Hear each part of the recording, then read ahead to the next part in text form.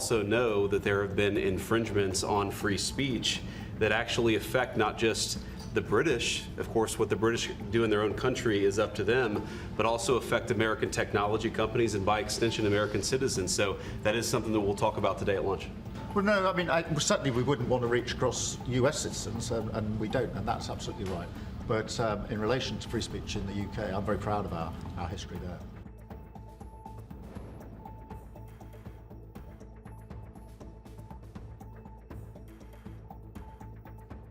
They get attacked. You know, I've always found about the British, they don't need much help. In his remarks at the Munich Security Conference, Vice President Vance condemned free speech violations in the U.K. particularly. Could you respond? What is your message? I have an idea. We have the man right here. Come on. Let's go, JD. We're putting you on stage. Great. Yeah, look, I said what I said, which is that we do have, of course, a special relationship with our friends in the U.K. and also with some of our European allies.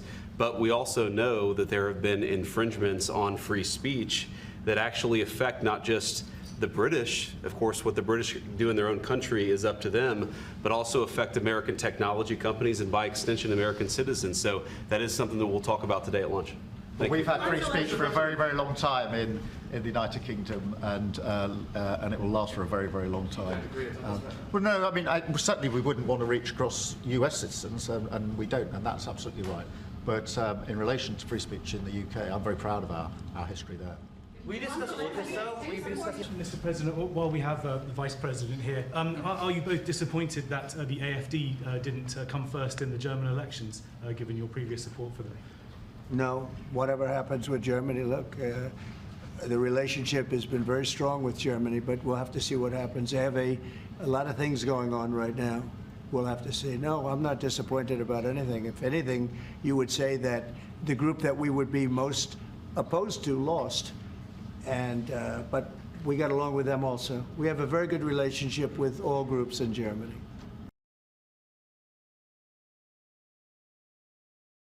And we want to work with you to make sure that peace deal is enduring, that it lasts, that it's a deal that goes down as a historic deal, that nobody breaches, and we'll work with you to make sure that that absolutely happens. Well, so President Zelensky's coming to see me on Friday morning, and we're going to be signing really a very important agreement for both sides, because it's really going to get us into that country. We'll be working there. We'll have a lot of people working there. And so in that sense, it's very good. It's a backstop, you could say. I don't think anybody's going to play around if we're there with a lot of workers and having to do with rare earths and other things, which we need for our country. And we appreciate it very much. And I look forward to seeing him. We'll be talking about it, and we'll also be talking about that today with the Prime Minister.